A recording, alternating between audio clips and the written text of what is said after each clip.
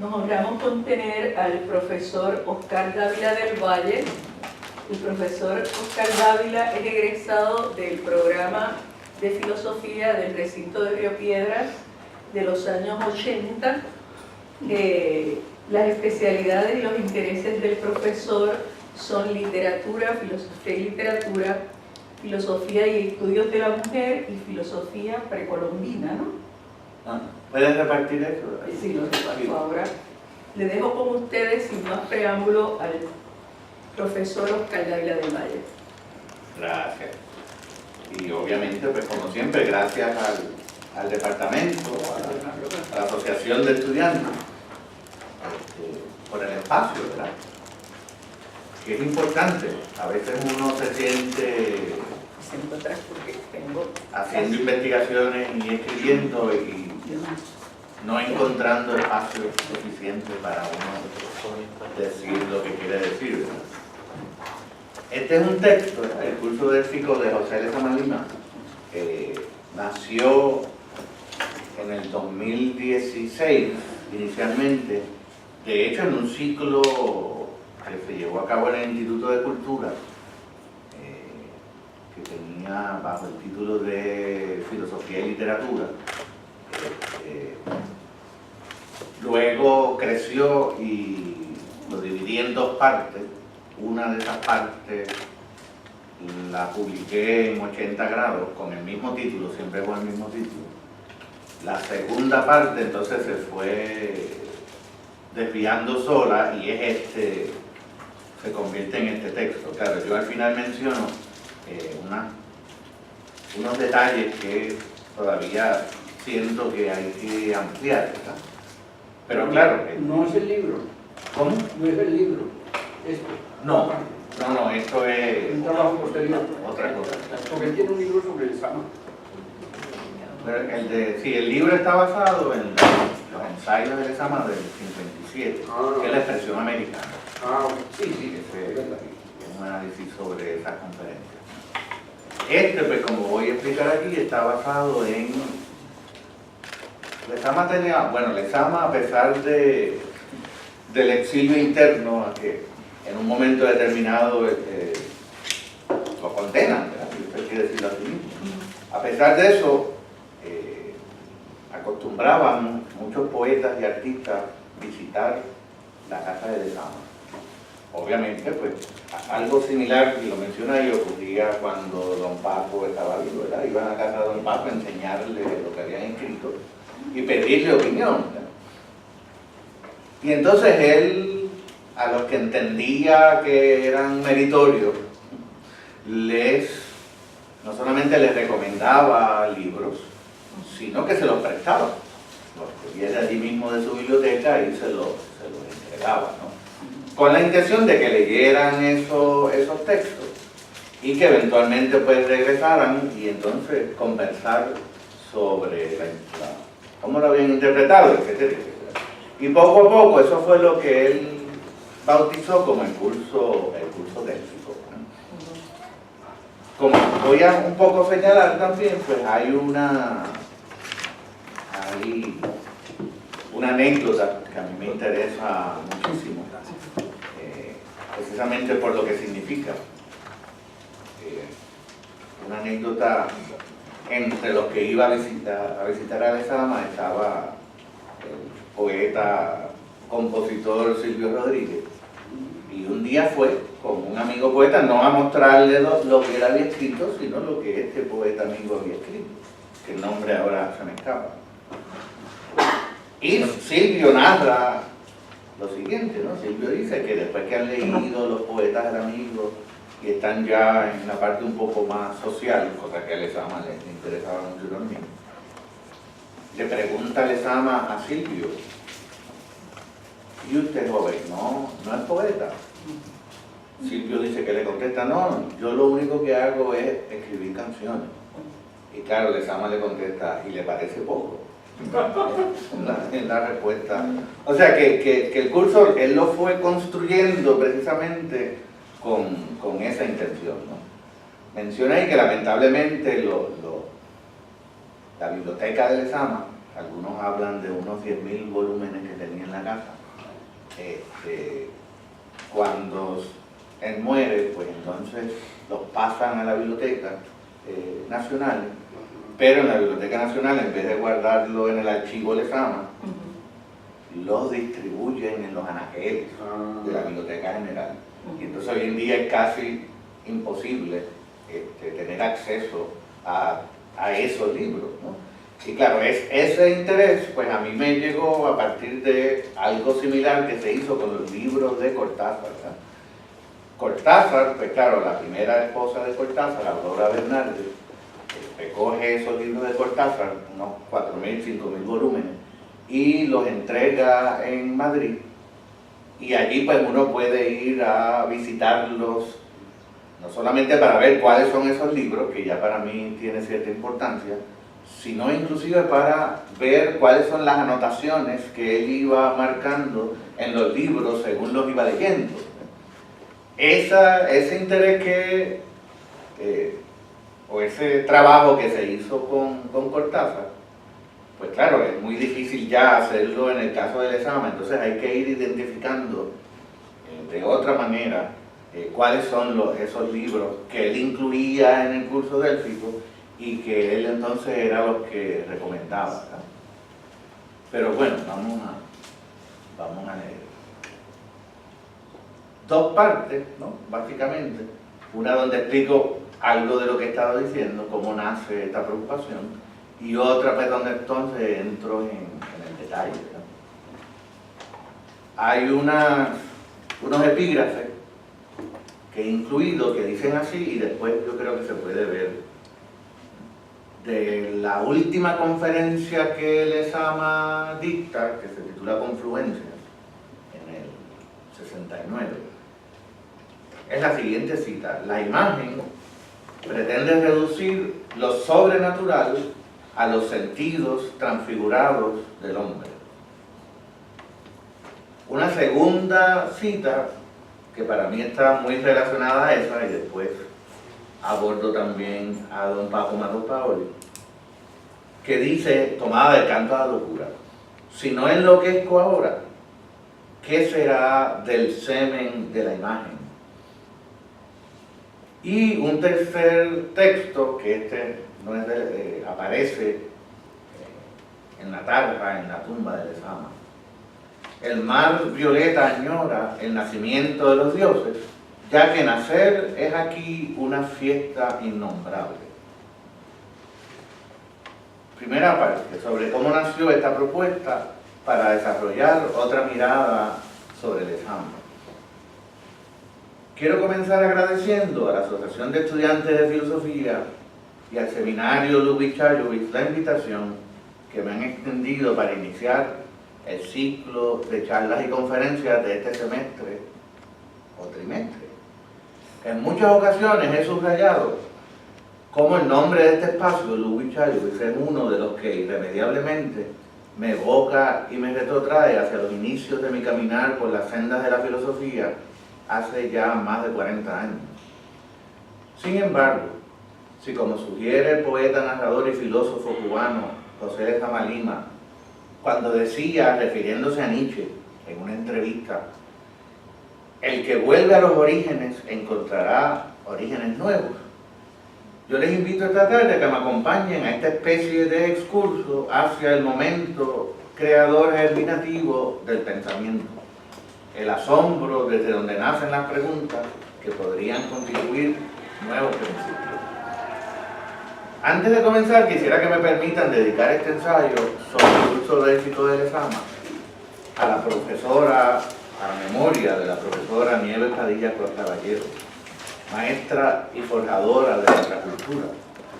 Sobre ella, el doctor Efraín Barrada, desde Gainesville, escribió en 2016, año en que ella muere: aunque ya lo esperábamos, la muerte de Nieves Padilla, ilustre intelectual y madre de 5 amigos, dicho sea de paso, uno de sus hijos, de sus hijas, enseñó o ha enseñado cursos aquí en el departamento, Maruca, ¿verdad? De 5 amigos no deja de doler, y de doler mucho. Perdemos un ser humano de entereza moral y sensibilidad extraordinaria. Más que recordarla, dice, la imagino, como colaboradora de Lilita Vientos Garzón en una marcha política con don Pablo, que enseñaba también en sociales, su esposo, y con sus hijos e hijas. Pero ahora Nieves es aún más Nieves. Para mí fue un honor conocerla, y para mí también.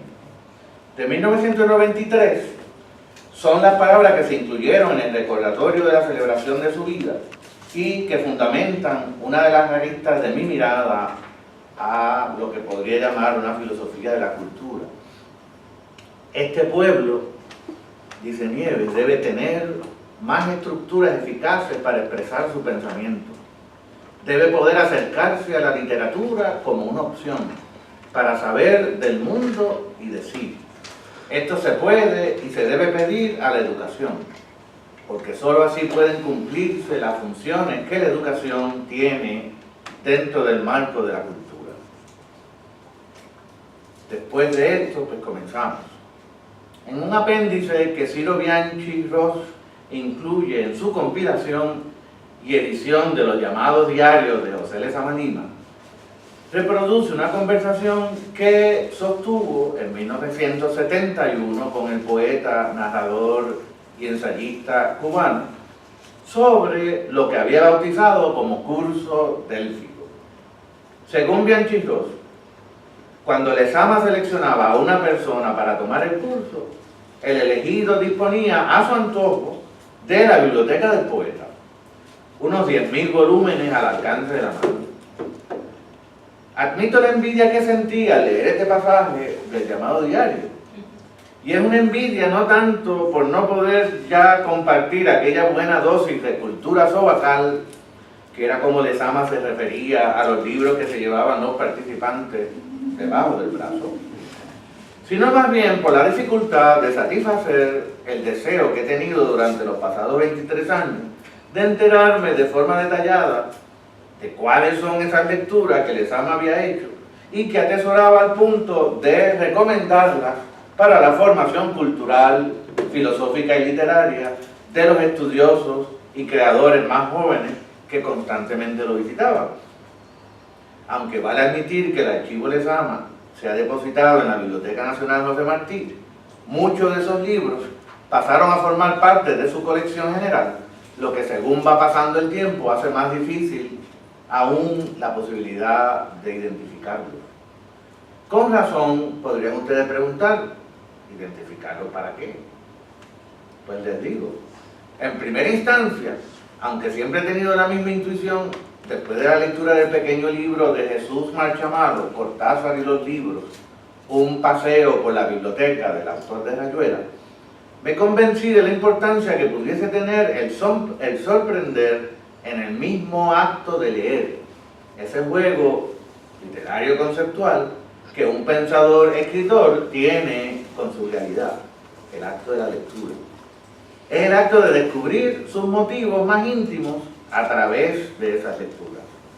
En el caso del argentino se trata de alrededor de 4.300 libros que Aurora Bernárdez, su primera esposa, donó a la Fundación Juan March en Madrid. Como sugería, en el caso de Lezama, esta tarea se complica. Más allá del hecho de que se mencione Severo Sarduy, por ejemplo, de que llegó a tener más de 10.000 volúmenes en su biblioteca, y de que, como decía el pintor cubano Víctor Manuel, Lezama era un estante de libros con patas, la gran mayoría de esas lecturas parece imposible de identificar, a no ser por la mención o el uso que Lezama va haciendo de esas lecturas, obviamente las citas, etcétera, que también es un dilema, porque Lezama tenía esta costumbre de citar sin ni siquiera mencionar que estaba citando, mucho menos indicando de dónde era que tomaba esas citas, e inclusive se ha identificado citas que él dice que las toma de un lugar y no están tomadas de ese lugar. O sea que el problema no es tan simple. Sí. El novelista cubano Armando Valdés Zamora, autor de Las vacaciones de Hegel, hacia 1992 ya habla sobre las paredes vacías en la Casa Museo Lezama Lima, en Trocadero 162 de La Habana Vieja, y cómo se dio a la tarea de localizar en la Biblioteca Nacional los libros que le habían pertenecido. De otra parte, el único ensayo que yo conozco que se dedica exclusivamente a comentar sobre la importancia y los elementos que formaban el curso délfico es el de Manuel Pereira Quintero, titulado, que entre otros textos publica El Comandante Veneno, que es también periodista, también cubano, radicado en México, y que tuvo el privilegio de haber participado como uno de los aprendices del maestro, o sea, en el curso délfico. Precisamente ese ensayo lo tituló El curso délfico. Ese ensayo está incluido en la colección Biografía de un desayuno, que es de 2008. Allí escribe: el maestro no enseñaba a escribir, no corregía comas ni sugería imágenes, sino que abría las puertas ocultas de cada libro, de manera que se comunicaba con el resto de la literatura y del arte. Más importante aún es lo que sigue. Dice haber recibido como regalo Pereira Quintero los 7 tomos de Proust con todas las anotaciones del examen, y cómo en los últimos años se ha dedicado a hacer anotaciones sobre esas anotaciones según ha ido descubriendo algunas de las claves de esas anotaciones. Nunca he podido conformarme con la idea propuesta por Reinaldo González, miembro de la Academia Cubana de la Lengua, cuando escribe que ensayar una explicación, al menos una comprensión de la obra de Lezama, sería un asunto de locos. Lo que sí me parece bastante improbable es que vayamos a alcanzar esa necesaria comprensión o explicación si no iniciamos nuestro intento tratando de determinar cuál es su génesis más profunda. Y no quiero que me entiendan mal. Podríamos mencionar varias decenas y generaciones de críticos y especialistas, estudiosos y estudiosas, que con mucha pasión y de hecho con mayores recursos teóricos y cercanías físicas y también intelectuales de los que yo dispongo, han penetrado en su obra para establecer con mayor o menor éxito algunas figuras conceptuales mínimas desde las que se puede establecer un sentido unitario a esos textos del examen, que quien quiera que lo haya leído sabe perfectamente que parecen constantemente querer y poderse escapar de esa posibilidad. La mayoría de estos esfuerzos se mueven a través de 4 posibles tejidos. Tejidos estratégicos de lectura, de interpretación y análisis, definidos por su punto de partida. Primero, desde los poemas o desde la narrativa, los cuentos y las novelas. Segundo, partiendo o comenzando con los ensayos. Y otro que presenta una mayor dificultad, que sería el de seguir la ruta cronológica de creación. Este tercero se bifurca en 2 ejes paralelos, el de la fecha de redacción y el de las fechas de publicación, ordenamiento que en la mayoría de los casos de hecho tampoco coinciden. El mismo Lezama propone una de estas ramificaciones de acercamiento. En varias ocasiones declara que para llegar a su novela tuvo necesidad de escribir sus ensayos. Paradiso, le confiesa a Francisco Garzón Céspedes, es la abertura de mi poesía y de mis ensayos. En otros momentos ha dicho, mientras se hacía la revista Vírgenes, yo iba haciendo mis ganancias de estilo para llevar la poesía a la novela, sirviéndome el ensayo también de espacio intermedio. Sin embargo, a pesar de esta sugerencia del propio autor, realmente, como apunta Reinaldo González, todos los que leemos a Lezama no logramos abandonar esa perenne duda de no haberlo comprendido. Y aún más, nos dice, cuando tenemos que admitir que tanto en su literatura como en sus entrevistas, dice Lezama, conviven 2 caracteres opuestos: un hombre sincero, hasta el desgarramiento, como un mentiroso mágico. Si añadimos, como tantas veces propuso, que leer poesía es caer en la trampa de las trampas, será necesario salir en busca de esos motivos más profundos antes de comenzar a rellenar los espacios de cualquiera de los circuitos. Hoy, por eso propongo un 4º tejido, el que podemos hilvanar a partir de los diarios publicados por Ciro Bianchi y los apuntes diarísticos y archivos publicados por Iván González Cruz. Permítame entonces introducir dos pistas que, aunque ya por tradición están presentes en algunas de mis investigaciones anteriores y publicación sobre Lezama, tan solo muy recientemente es que he logrado verlas con claridad. La primera, a partir de los documentos que se encontraron entre los papeles conservados por la viuda de Roque Dalton, se reprodujo para la edición crítica de Paradiso, coordinada por Cincho Vitier, una entrevista que el poeta salvadoreño Roque Dalton preparó para enviarle al cubano a tenor de una conversación que habían tenido años antes en La Habana. Roque Dalton obviamente iba bastante frecuentemente y siempre visitaba a Lezama a la casa. Esto fue una entrevista, o quiso ser una entrevista, que le envía Roque Dalton en carta. Ahora mismo ni siquiera sabemos si Lezama la recibió, y mucho menos si Lezama la contestó. No está en los papeles que están depositados en la biblioteca. Aunque la fecha del encuentro me queda incierta, podríamos suponer, sin temor a equivocarnos por mucho, que debió haber sido o en los primeros años de la década del 60, mientras estuvo Roque Dalton exilado, o alrededor del 69, año en que Roque Dalton mereció el premio de Casa Las Américas por su poemario Taberna y otros lugares. Comienza Roque Dalton reconociendo que, de acuerdo a la crítica cubana y mundial sobre su obra, se han identificado como medulares dos niveles de inquisición. La primera, el llamado sistema poético del mundo, que obviamente no es tal sistema, aunque Lezama lo llama así. Y la segunda, sobre el lenguaje como personaje de su poesía y de su narrativa. Sin embargo, aquí viene lo interesante.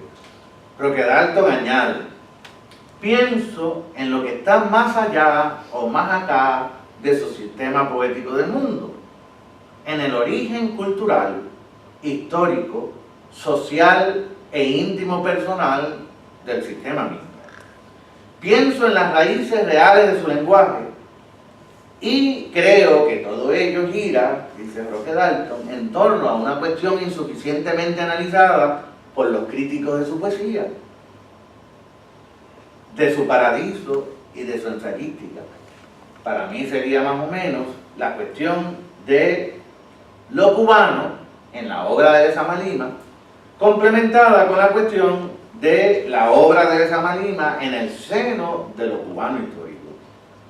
En el mismo sentido propuesto, años después, por la argentina Graciela Maturo, en el libro La razón ardiente, aporte a una teoría literaria latinoamericana, un libro del 2004, me parece que Roque Dalton ha identificado en ese comentario un cambio en la perspectiva crítica que había caracterizado los acercamientos a la obra de Lezama. Sugiere una correlación entre los hechos de la cultura y el devenir histórico que nos exige trascender la por muchos años vigente mirada inmanentista de los textos de Lezama. Según Maturo, una lectura simbólica por su valor conjuntivo y analógico que nos permite establecer un puente entre la estética y la realidad.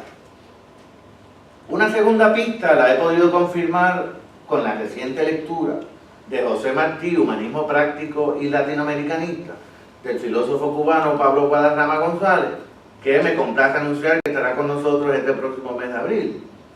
En el ejercicio de identificar una posible metodología para el análisis de la recepción de la herencia martiana, hecha a mano de la propuesta de Diana Abad, que sugiere lo siguiente: el punto de partida nociológico lo constituye Cuba, refiriéndose a Martí. Entonces añade Guadarrama que resultaría unilateral reducir la formación intelectual y política de Martí a las corrientes de pensamiento en las cuales se formó, se nutrió o estuvo en contacto, a pesar de que estos factores filosóficos, ideológicos y políticos no se deben subestimar. No solo en varias ocasiones Lezama afirma que José Martí es uno de sus antecedentes. Hay una famosa imagen que narra Eloísa, la hermana, de Lezama prácticamente niño, memorizándose discursos de Martí, y se paraba frente al espejo y los decía de memoria, ¿no? sino que podemos afirmar que ni para el cubano de Dos Ríos, Martí, ni para el de Trocadero, Lezama, era posible separar vida de cultura, de historia. Estas pistas, que también son relaciones, se habrían de constituir en los fundamentos que motivaron también, por ejemplo, los congresos internacionales de filosofía intercultural, dirigidos por el filósofo cubano Raúl Forner Betancourt. Según el propio Forner Betancourt, el objetivo de los congresos es promover el diálogo y el intercambio entre las diferentes tradiciones filosóficas con la intención de abrir nuevos caminos al pensamiento. A partir de este enfoque, también se propone una redefinición de la actividad filosófica como diálogo entre saberes contextuales y contextuados, en vez de como la reflexión y expresión de problemas y temas universales. Sin embargo, decir que existe la necesidad de reconceptualizar las metodologías y los contenidos del pensar filosófico no es solo un llamado hacia la interculturalización y la inclusión de la discusión intergénero en la reflexión desde la que se origina y en el discurso a través del cual se expresa. Es también un señalamiento que apunta hacia el cuestionamiento de las relaciones que hemos establecido a través del tiempo entre las formas de pensamiento y la multiplicidad de niveles que componen la realidad. Según el filósofo argentino Arturo Andrés Roy, una perspectiva intercultural debe exigir una reformulación epistemológica del saber filosófico que inevitablemente traería consigo una decodificación ideológica. Lo que está en juego entonces en esta revisión del filosofar son las relaciones entre la centralización de uno de los posibles paradigmas del pensamiento con la multiformidad de los que han sido desplazados hacia las periferias. Esta es una propuesta que comienza a dejarse sentir también en la reflexión de aquellos pensadores que tradicionalmente habían defendido la que llaman la vocación universal de la filosofía. Por ejemplo, confiesa Alain Badiou en su colección de ensayos La aventura de la filosofía francesa a partir de 1960, publicada en 2012, lo siguiente: sin atentar contra la vocación universal de la filosofía, de la que soy un defensor sistemático, forzoso es constatar que su desarrollo histórico incluye discontinuidades, tanto temporales como espaciales. Debe reconocerse que existen momentos de la filosofía, localizaciones particulares de la inventiva de la que ella es capaz y que también poseen resonancia universal. Y de hecho, ese pasaje viene precedido por otro párrafo que después cuando lo vi resultó que, a ver si lo encuentro, no lo voy a encontrar rápidamente, después lo puedo buscar con más calma. Refiriéndose precisamente, porque como el título es La aventura de la filosofía francesa, pues entonces claro, esa misma preocupación la discute en términos de lo francés de la filosofía francesa, ¿no? En la presentación que Lezama escribe para el primer número de la revista Orígenes, o sea, el prólogo de la revista, y que después se reproduce en 1981 en la colección póstuma de ensayos titulada Imagen y Posibilidad, abiertamente se declara en contra de este tipo de exclusiones. Dice Lezama: sabemos que cualquier dualismo que nos lleve a poner la vida por encima de la cultura o los valores de la cultura privada de oxígeno vital es ridículamente nocivo, y solo es posible la alusión a ese dualismo en etapas de decadencia. Cuando la vida tiene primacía sobre la cultura, dualismo solo permitido por ingenuos o malintencionados, es que se tiene de esta un concepto decorativo. Cuando la cultura actúa desvinculada de sus raíces, es pobre cosa torcida y maloliente. En estas cosas no hay primero y no hay después, siendo ambas, vida y cultura, una sola y misma cosa. No hay por qué separarlas y hablar de ridículas primacías. Un filólogo ha observado que Don Quijote y la Dorotea son consecuencias de vivir la literatura o de literaturizar la vida. En las fundamentales cosas que nos interesan, todo dualismo termina Lezama, es superficial. Todo apartarse de lo primigenio, que no tolera dualismos y que no tolera primacías, obra de falacia o apresurados inconscientes.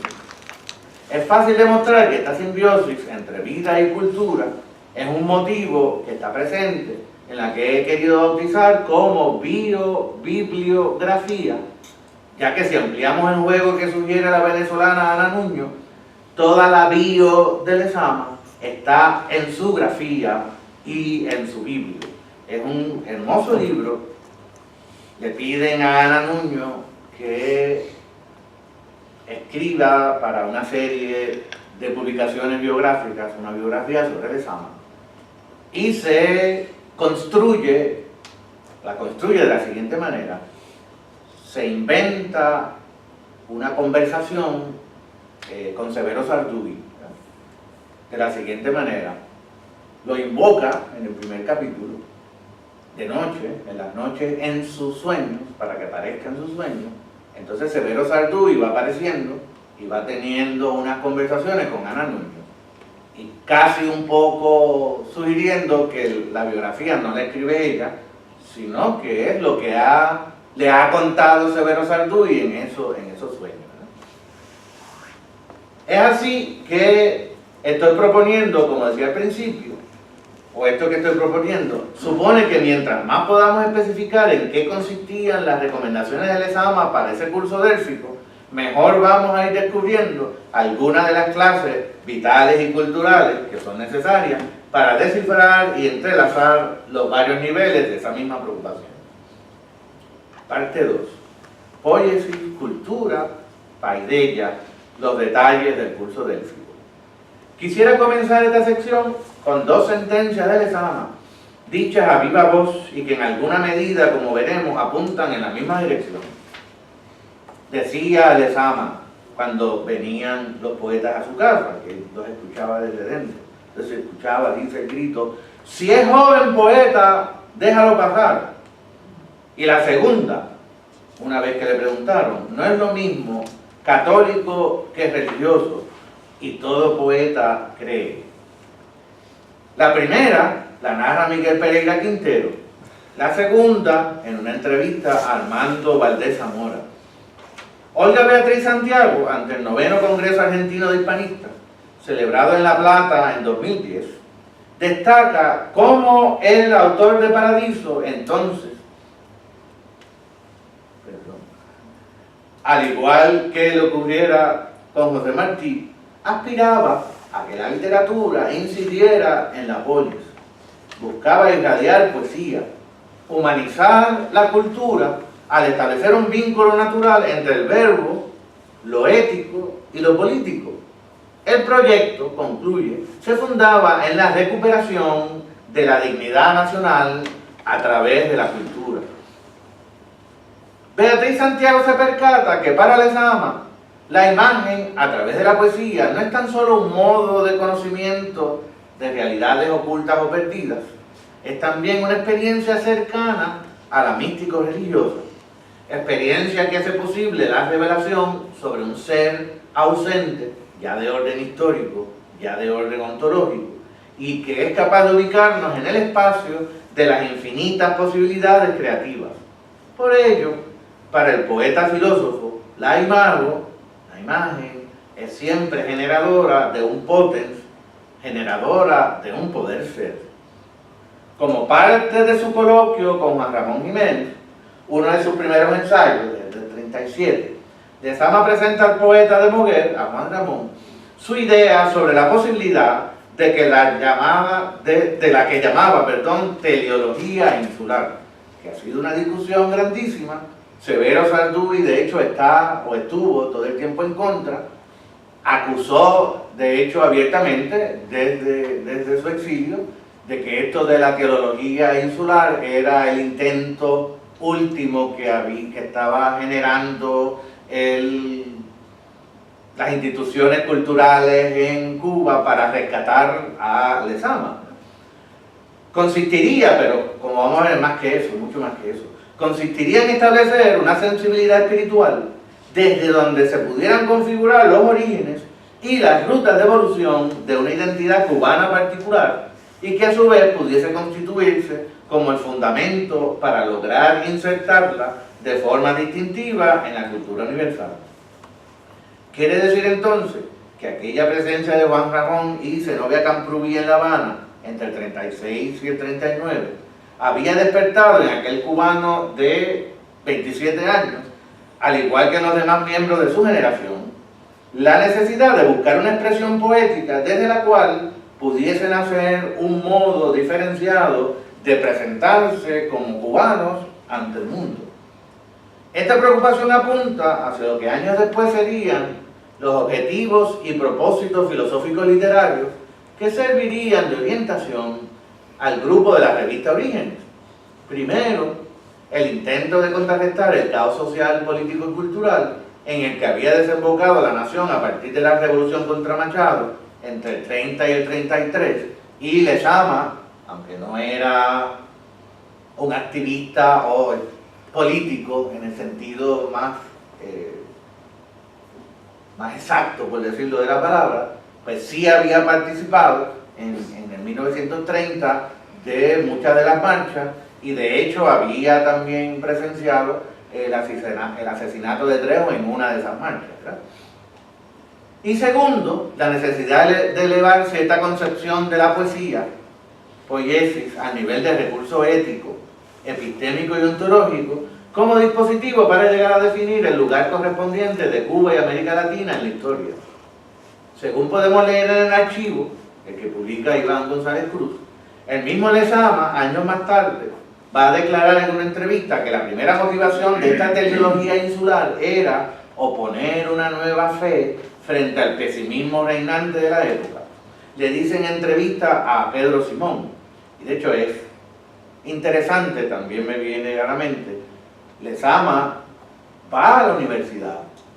Ustedes ven que esto es más antiguo de lo que parece. Va a la universidad a proponer una lectura de Juan Ramón y una conferencia que él estaba dispuesto a dar. Y la persona con que habló, que era la persona que estaba a cargo de la universidad sobre las actividades culturales, le dijo, claro, después que Lezama le indica la importancia que tenía pues ese propósito de Juan Ramón, le contesta, claro, esto en palabras de Lezama, que eso dirá a usted sobre la importancia. Yo no estoy tan seguro de quién sea este Juan Ramón, ¿no? Fue la respuesta que recibió, ¿no? Claro, obviamente Lezama lo menciona dentro del contexto entonces de la preocupación que supone la importancia del deterioro progresivo de la cultura, ¿no? En la raíz, dice, del grupo de pintores, músicos, escritores, estaba implícito en todos ellos la tendencia a la universalidad de la cultura, a la búsqueda de nuestro paisaje. No se puede olvidar que esa fue una época de un gran pesimismo. Y yo me creía obligado a levantar el mito de la insularidad en mi coloquio con Juan Ramón Jiménez. Sin embargo, no debemos pensar que para Lezama el rescate y definición de esa finalidad insular estaba establecida de antemano como un telos ineludible. En acuerdo con los demás origenistas, no pretendía elaborar una filosofía de la historia en el sentido totalizante de una evolución unilineal. Tampoco quería establecer los fundamentos de una poética con la que pudieran explicarse los detalles del ejercicio literario. Lo que realmente los unía, pienso yo, como generación, era una particular interpretación de la imagen y su presencia en el espíritu y en la conciencia de la evolución histórica. Ya desde los ensayos que recopila en Analecta del reloj, 1953, había señalado su interés en trascender una visión limitada y excluyente de las relaciones entre poesía, historia, espíritu. Dice Iliman Champi, en su ensayo introductorio a la edición, que es la edición definitiva de la expresión americana, que publica Lezama en el 57, al referirse al concepto lezamiano de la presencia de la imagen en la historia, lo siguiente. Esta es Iliman Champi. Es una visión que no descansa en la descripción de una progresión evolutiva causal, sino en el contrapunteo creado por la ficción del sujeto a través de la imagen y no por una exposición objetiva de los hechos que definen al ser americano. Hasta ahí, chambre. Este contrapunteo, que es un cubanismo de contrapunto, y que tiene su antecedente obvio en el contrapunteo cubano del tabaco y el azúcar, que publica Fernando Ortiz en el 40, ¿no? 17 años antes, no es tan solo la elaboración de una metodología historiográfica, como lo demuestran Enrico Mario Santí y Ángel Rama. Es un recurso importante como teoría, dicen, y práctica del barroquismo americano, al igual que una metáfora desde la cual se pretende articular el mestizaje en América. El libro de Ortiz, Contrapunteo cubano del tabaco y el azúcar, apareció en su primera edición, curiosamente, como una introducción del antropólogo Bronislaw Malinowski, que había visitado La Habana en el 39. Allí destacó el valor de la metáfora, Malinowski, como concepto para la antropología cultural y que podemos relacionar con el plutonismo en el pensamiento de Lezama. Ese llamado plutonismo lezamiano lo introduce nuestro poeta en el ensayo Conferencia de la Curiosidad Barroca, la segunda de las conferencias ensayos de la expresión americana. Lo define de la siguiente manera: es el fuego originario que rompe los fragmentos y los unifica. Es decir, como el punto de partida para la creación de una realidad cultural enteramente nueva e independiente de los elementos iniciales que la componen. Y es que para el poeta cubano, la cultura americana nunca se limitó a copiar o a recibir influencias, sino a digerirla para crear un compuesto totalmente nuevo y diferente de los elementos que se combinan. Es por ello que una de las ideas que he querido resaltar en mis investigaciones, más allá del uso ontológico del concepto de imagen, que es lo que la mayoría de los críticos aborda, es su significación cultural. Esa concepción que tanto Fernando Ortiz en su Contrapunteo cubano del tabaco y el azúcar, como Lezama en las páginas de Mitos y Cansancio Clásico, la primera de las conferencias en la expresión americana, identifican como un nuevo y más grave causalismo en la historia cultural de América. Un causalismo que requiere de lo que en ocasiones identifican como el contrapunto animista y en otros textos como de espacios contrapunteados por la imagen. Este nuevo y más grave causalismo apuntaría hacia la necesidad de replantear otro conjunto de relaciones más allá del que se pudiese marcar dentro de los esquemas lógicos para enlazar los momentos de nuestra historia. Ahí nuestra es Hispanoamérica, a través de la que Lezama llama una vivencia oblicua, los momentos en que la causalidad actúa sobre lo incondicionado, y es un poco lo que he querido mostrar en ese esquema que se repartió, que no es mío, está tomado del libro de Graciela Matuto, yo le he añadido unos detalles. Y el súbito, aquellos en que lo incondicionado irrumpe en la causalidad, origen de lo maravilloso, y de ahí es que nace la posibilidad de infinita. Es para nuestro poeta el potens, el incondicionado condicionante, la teleología insular como motivo de la imaginación americana, desde donde comprender el devenir de nuestra producción cultural. Por eso es que en el coloquio de Juan Ramón, Lezama escribe: me gustaría que el problema de la sensibilidad insular se mantuviese solo con la fuerza secreta para decidir un mito, para integrar el mito que nos falta. Por eso he planteado el problema en su esencia poética, en el reino de la eterna sorpresa.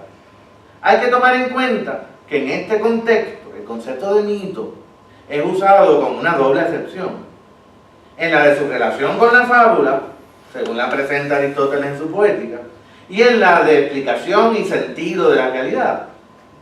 Siempre me ha parecido que la hipótesis primaria en la expresión americana es la opuesta de la que proponen los comentaristas que establecieron el canon de interpretación para ese texto. Todos ellos coinciden cuando dicen que el sistema poético de Lezama es uno que se inserta en un abarcador concepto de la historia. Mi opinión es la conversa. Para Lezama, la historia solo adquiere sentido como parte de un sistema poético, para el pensador cubano, así como para el grupo de la revista Orígenes, la poesía se constituyó como medio de configuración y conocimiento de la historia, y a su vez la historia es el espacio en que se manifiesta la poesía a través de la incrustación en ciertos momentos de la imagen. Esta interpenetración entre la poesía y la evolución histórica de los pueblos aparece específicamente subrayada en su ensayo titulado El 26 de julio, Imagen y Posibilidad, recopilado póstumamente en Imagen y Posibilidad, en el 81. Dice: la imagen es la causa secreta de la historia, ya que estar despierto en lo histórico es estar en acecho para que ese zumbido de la posibilidad no nos encuentre paseando intocados por las moradas subterráneas, por lo infrahistórico, lo caprichoso y errante. En un borrador de carta, A. Fingeri, que era el editor de la revista Fábula, que según González Cruz debe pertenecer al periodo entre 38 y 39, o sea, más o menos para esa fecha del coloquio con Juan Ramón, por lo tanto, muy cercana al coloquio, es mucho más explícito Lezama sobre ese punto, la presencia de la imagen en la historia. Como trabajadores del arte y del intelecto, quien tenga la suficiente sutileza para captar lo que aún en nuestro país no está deshecho, corrupto y finiquitado, y pueda acercarse a esa intimidad de lo que de veras es creador, no solamente habrá vencido el pesimismo y el complejo de autoinferioridad que suele apoderarse de los cubanos, sino que será claro indicio de verdadera integración de la nacionalidad que únicamente puede lograrse por la suma de todas las creaciones. Siempre decía Lezama que el título del curso délfico estaba inspirado en la frase del oráculo: lo bello es lo más justo, la salud lo mejor, obtener lo que se ama es la más dulce prenda. Sin embargo, en el capítulo 9 de O Piano Licario, en donde aparece de hecho la explicación más detallada de cuáles eran sus contenidos y significados, aparece esa misma frase, pero con una variante al final. Dice en O Piano Licario: obtener lo que se ama es la más dulce prenda para el corazón, añade. Desde el llamado diario, editado por Ciro Bianchi, y del archivo ya mencionado, Iván González Cruz, podemos aclarar el sentido que para Lezama tenía esta cita. En la entrada, que corresponde al 21 de julio del 42, anota lo siguiente en el diario: si una cosa participa de lo bello, sin ser lo bello en sí, participa de lo bello en sí. Es una cita que obviamente Lezama no la identifica, la está tomando del Menón. El anterior punto de vista platónico, continúa escribiendo, es el punto de vista de partida de la tridentina doctrina de la participación, dice, y de la cosa en sí kantiana. En ese mismo capítulo 9 de O Piano Licario, a través de una conversación entre dos de los personajes, Frónesis y Editabunda, el mismo Lezama nos brinda nuevas pistas. Dice: Licario tenía el convencimiento de un conocimiento oracular en el que cada libro fuera una revelación. Con eso se evita el fármaco de lecturas innecesarias en que caen los adolescentes. En conversación con Ciro Bianchi, dice Lezama: siempre me gustó orientar las lecturas de la gente más joven. Al cabo de estar haciéndolo durante muchos años, se me ocurrió la idea de sistematizar esas orientaciones y no señalar al tuntún este libro o aquel, sino de poner a disposición de una persona con inquietudes intelectuales mi propia experiencia de lector y facilitarle al mismo tiempo aquellos libros que yo considero formadores o que al menos lo fueron para mí. Sin embargo, a pesar de la aparente imposición de unos libros, aclara que las partes más interesantes de ese curso eran realmente las conversaciones que se daban a partir de los libros leídos. Entonces Lezama subraya: será una experiencia enriquecedora, pues toda generación se enfrenta a los grandes libros de manera diferente. Yo pongo a disposición de otros mi experiencia de lector y ellos a su vez ponen a mi disposición la suya. Sobre todo, ese nuevo lector no puede dejarse impresionar por los párrafos o frases que él haya subrayado en los libros que presta, algo que es difícil. Yo de hecho con los estudiantes siempre tengo el problema cuando digitalizo los libros o las lecturas que vamos a utilizar, que acostumbro enviárselas entonces por correo electrónico, pues siempre, usualmente los compro nuevos, porque no quiero que lean ese texto con los comentarios que yo he puesto, para no dirigir la lectura. Lezama tiene también esa preocupación.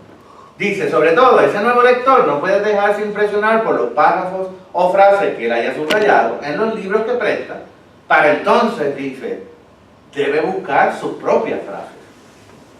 Para Bianchi Gross, el curso délfico resultaba ser la consecuencia lógica de la vida de Lezama. En varias ocasiones había Lezama señalado los resultados nefastos de la educación tradicional sobre el espíritu. En el capítulo 11 de su novela Paradiso, había ya anticipado en qué consistía la naturaleza délfica de su nuevo tipo de magisterio, mientras se refería a la formación de José Semí, una especie de alter ego del novelista. Señala Lezama lo siguiente: mientras Semí, el narrador, mientras Semí seguía sus cursos matinales de bachillerato, asistía todas las tardes a la biblioteca, en donde, al igual que Frónesis, la apasionada lectura de Platón lo había llevado de la mano a polarizar su cultura. Las grandes rapsodias del Fedro y el Fedón lo habían llevado a esa mezcla de exaltación y de lamento que constituyen el amor y la muerte. El alucinado fervor por la unidad, trazado en el Parménides, lo llevaba al misticismo de la relación entre el creador y la criatura y el convencimiento de la existencia de una médula universal que rige las series y las excepciones. Ahí cierra la cita de Paradiso.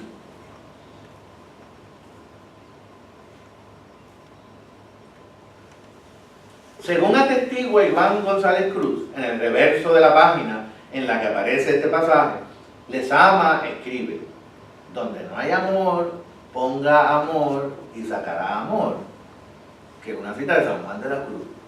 Aunque no tenemos el tiempo esta tarde para considerar los detalles de las relaciones entre Platón y una erótica del conocimiento, que claramente se puede contemplar, por ejemplo, en el Simposio, es también posible fundamento para la visión mística del amor en la cuestión 27 de Santo Tomás de Aquino.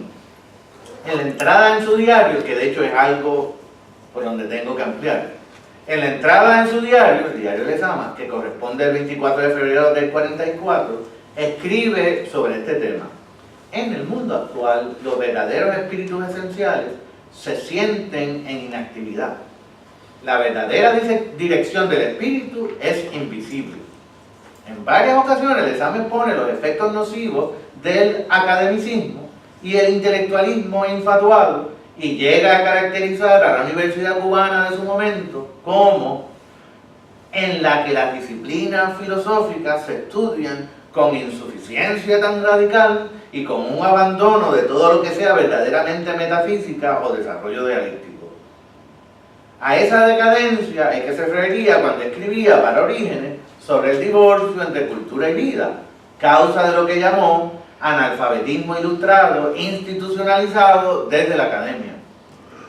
Por la misma razón, aclara Lezama que su curso no se basa en la lectura de obras maestras. Dice, es algo más delicado y profundo. En la entrevista con Ciro Bianchi describe de la siguiente manera las tres grandes etapas que componen el curso délfico. Primero, la obertura palatal, luego la galería délfica y una última fase que llamó la de las aporías eleáticas. Durante la primera fase, la obertura palatal, el curso se concentra en la gustación de la buena literatura, etapa que debe mantenerse, dice, durante toda la vida. Seguiría la galería délfica, que corresponde al estudio en detalle de la historia de la cultura, y se concluye con las aporías eleáticas descritas como aquella en la que caben los juegos de la cultura y de la inteligencia. Sin embargo, La descripción que aparece en el capítulo 9 de Opinión Vicario, que es la más extensa, es mucho más específica. En la abertura palatal, la primera fase, explica Edita Bunda, la intención es la de identificar cuáles son los libros que dejan en nosotros una mnemocine creadora, una memoria que esté siempre en acecho devolutivo. Edita Bunda demuestra los estantes de la biblioteca y Frónesis logra ver algunos de los títulos: Las Mil y Una Noches, El Timeo de Platón, La Metafísica de Aristóteles. La segunda etapa, en la descripción que aparece en la novela, no es la de galería délfica, sino la que llama el horno transmutativo.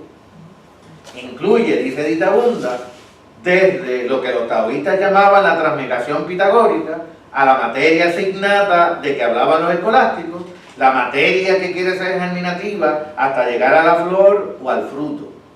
La tercera, las aporías heliáticas, viene descrita como el momento en que se vive el verdadero enigma, en que la vida se acerca a la muerte y la muerte a la vida, en la que gravita el cielo hacia la tierra y levita la tierra hacia el cielo. En la entrevista con Ciro Bianchi menciona otros de los libros: El Gran Meaunes de Fournier, Al Revés de Huysmans, Todo Platón, Todo Rilke, Todo Dostoyevsky, Los Cantos de Maldoror de Lautréamont, Conversaciones con Goethe de Eckermann, Doctor Fausto de Thomas Mann, Mario el Epicuro de Pater, Gaspar de la Noche de Bertrand, etcétera, etcétera, etcétera.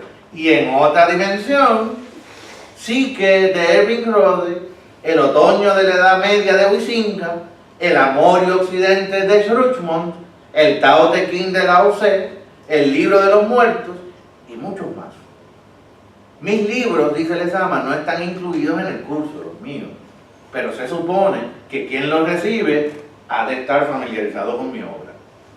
No es casual que el curso ocupe el primer plano en aquellos capítulos finales de Paradiso, en los que se narra la muerte de Opiano Licario, y eso es algo que cuando se lee Opiano Licario no es lo más leído, pasa por desapercibido. O sea, Opiano Licario, que es el personaje central en esta novela, con José Semí, ha muerto al final de Paradiso.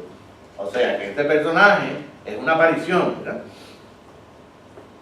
En esos capítulos finales de Paradiso, en los que se narra la muerte de Opiano Licario, y en la continuación de la novela, que curiosamente es otro detalle que tendré que abordar, porque esa continuación no se titulaba Opiano Licario, obviamente siguiendo el modelo de Dante, se iba a llamar Infierno o Inferno en algunas ocasiones. Y en la continuación de la novela, en la que logramos vivir su afán de conocimiento infinito a través de Frónesis.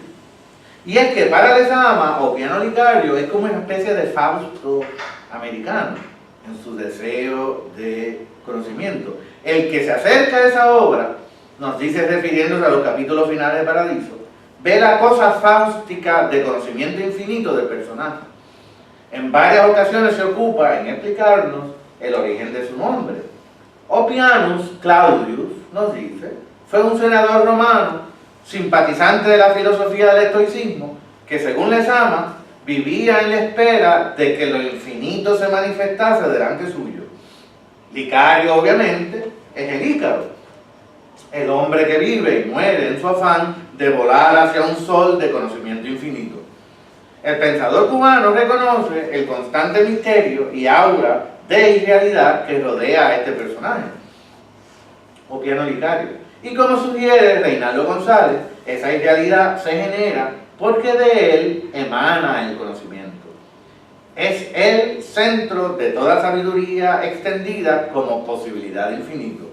Para un místico, es la sabiduría que descansa en el misterio. En el ensayo Confluencia, que aparece publicado, en el que vendría a ser el último de los libros de ensayos de Lezama, escribe lo siguiente: para propiciar el último encuentro de Semí, José Semí, con Opiano Licario, para llegar a la nueva causalidad, a la ciudad tibetana, tiene que atravesar todas las ocurrencias y recurrencias de la noche. El descendimiento placentario de lo nocturno el fiel de la medianoche, aparecen como una variante del desierto. Todas las posibilidades del sistema poético han sido puestas en marcha para que Semí concurra a la cita con el Ícaro, el nuevo intentador del imposible. Pienso que hacia este momento ya podría notarse que el curso délfico existe en estrecha relación con cierta interpretación de la educación y de la cultura que encuentra sus sentidos tan solo desde el llamado sistema poético. A su vez, este sistema poético se materializa en un concepto particular de cultura, de historia y, podríamos decir, de paideia cubana, fundadas en la infinita posibilidad. Lezama aclara que este sistema poético no es un estudio filosófico sobre la poesía, sino más bien una serie de ideas articuladas a partir de la poesía y que toma como base sus elementos propios, es decir, los de poema, poeta, metáfora e imagen. Poesía, poema, poeta, en Lezama son una trinidad.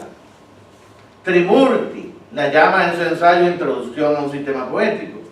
La poesía, dice Lezama, es un neuma universal, es espíritu y es respiración, vida. Todo lo creado, transformado, transformante, es poesía. El poema, por su parte, es la concreción de ese espíritu en el tiempo. Y el poeta escribe, es la descarga eléctrica que se establece entre poesía y poema. Si pudiéramos definir al poeta, dice Lezama, es un metafísico que ha errado su vocación. Por ello, la poesía podría existir sin el poeta y sin el poema, cuando se manifiesta en las otras artes. Sin embargo, la maravilla del poema es que, dice Lezama, llega a crear un cuerpo, una sustancia enclavada en la metáfora, que avanza, que crea infinitas conexiones, hasta que una imagen final que asegura la pervivencia de esa sustancia, de esa poiesis. Esa imagen, dice Lezama, es simultáneamente la realidad del mundo invisible y también la realidad del mundo real. Todo se percibe a través de la imagen. En la entrevista con Ciro Bianchi declara: imagen es lo que podemos percibir de toda la realidad, puesto que la realidad es lo otro. Y de la única manera que podemos establecer un puente entre ella y nosotros es por la imagen. La imagen es la misma realidad, y lo que alcanzamos de la realidad es la imagen. En otros ensayos ampliará el concepto. Como la comunicación de ser a ser no es directa, siempre se da a través de una imagen. Podemos contemplar estas relaciones con el diagrama que les he repartido y que tomo del libro de Graciela Maturo, La razón ardiente, aportes a una teoría literaria latinoamericana. La poiesis para Lezama es acceso al ser, aventura hacia lo absoluto. El deber de la poesía, dice, es empatar o surcir el espacio de la caída. La vivencia oblicua es el paso de lo causal hacia lo incondicionado a través del ejercicio de lo metafórico.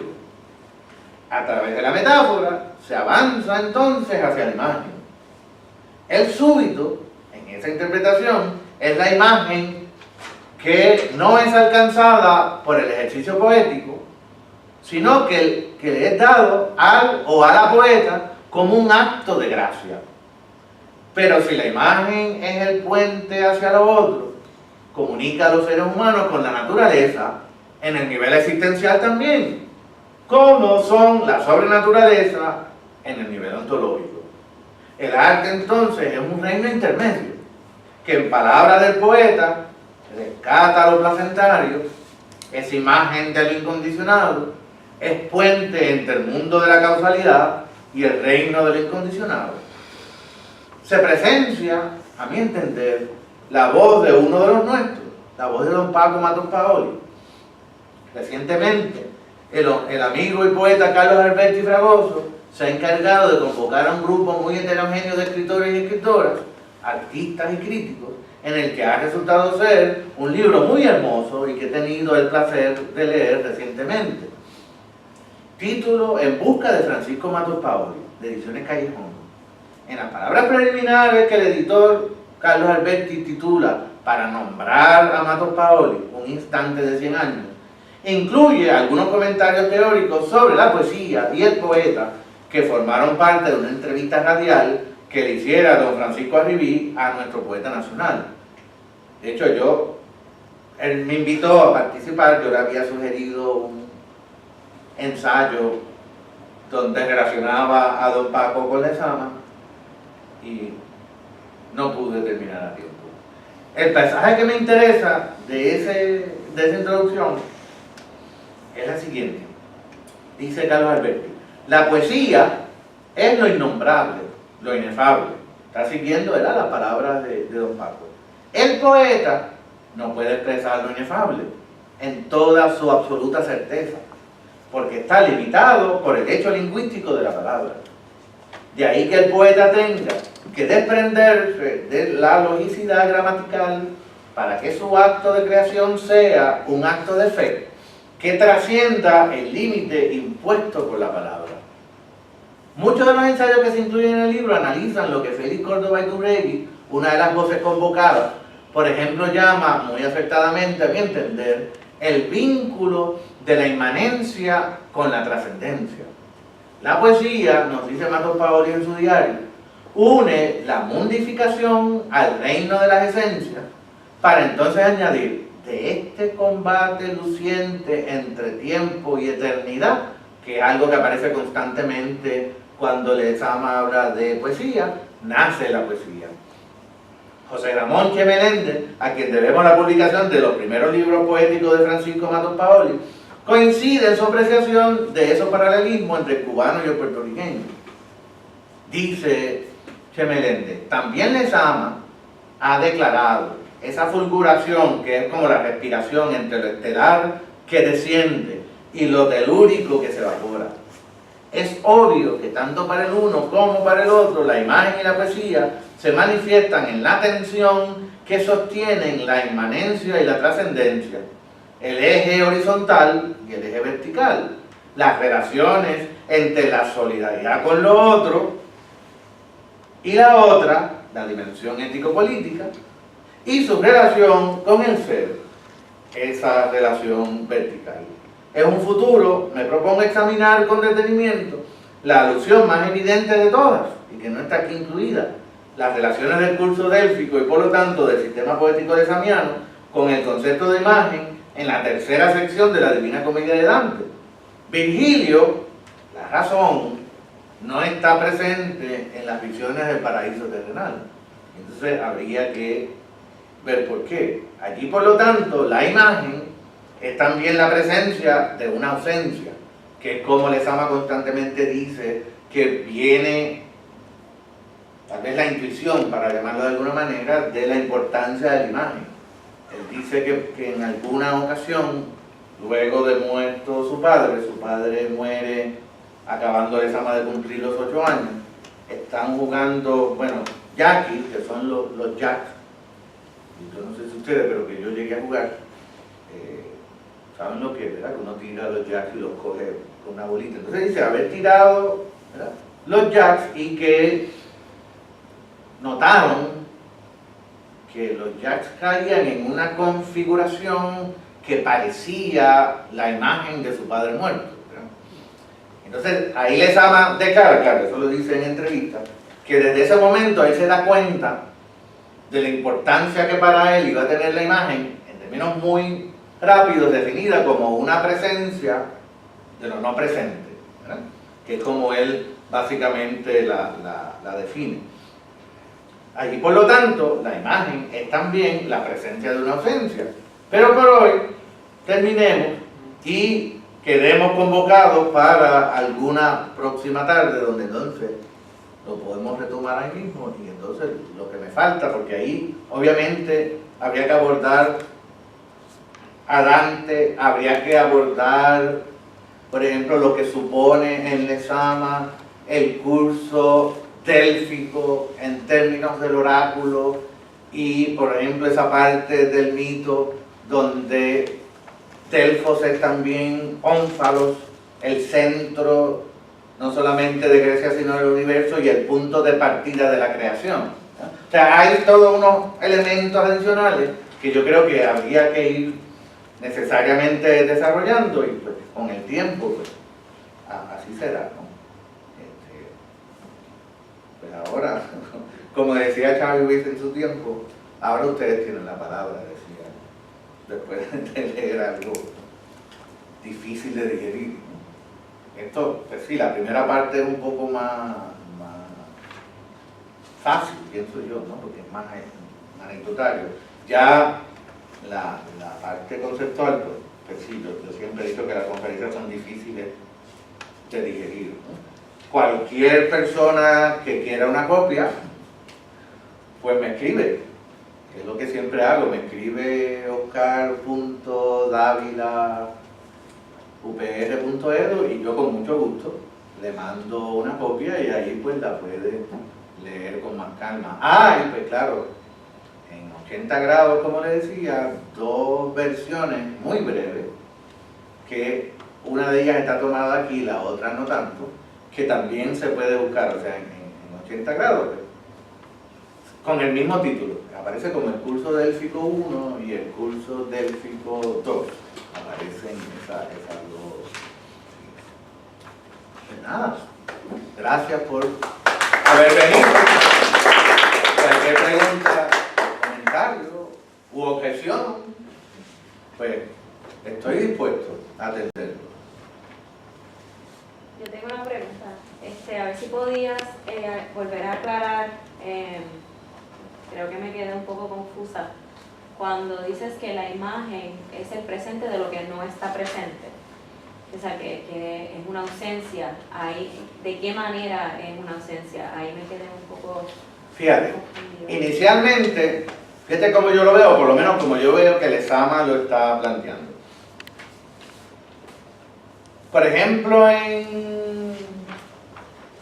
pensemos por ejemplo en Platón y Aristóteles.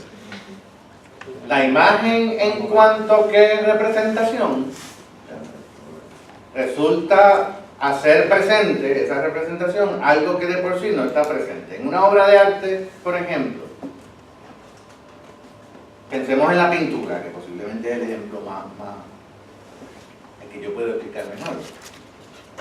Una cosa es la imagen, la representación, otra cosa es aquella referencia o el referente de esa imagen, esa representación.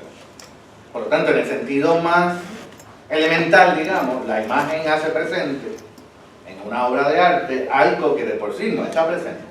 Así que es la presencia de una ausencia. Claro, cuando eso es un paisaje o cuando eso es un retrato, pues es fácil de ver.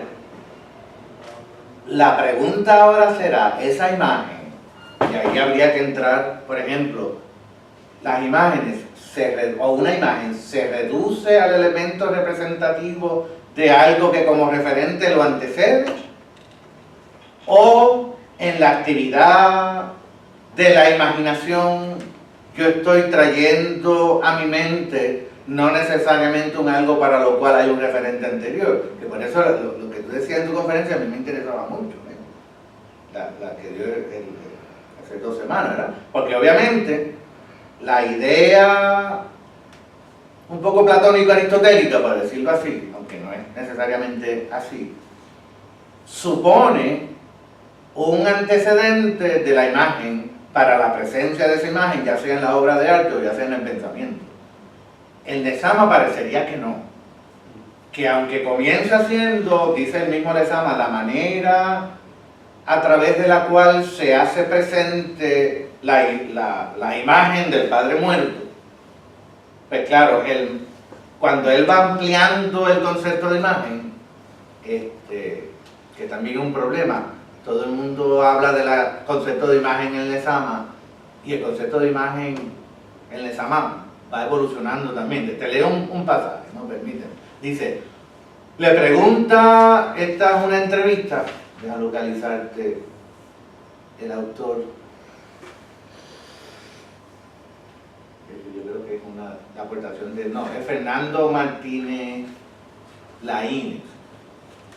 Le dice, usted definió una vez la imagen como la realidad del mundo invisible. Por otra parte, la imagen poética parece presidir como un factor común toda su obra. ¿Significa eso que el mundo real tiene menos importancia para usted que el invisible? Dice Lezama, al contrario, creo que el mundo real es la imagen. Entonces yo digo, bueno, ¿exactamente qué significa eso? Digo, bueno, podría significar que a fin de cuentas la manera en que ese mundo real se hace presente en mi pensamiento es a través de esa imagen, porque no se puede hacer presente físicamente.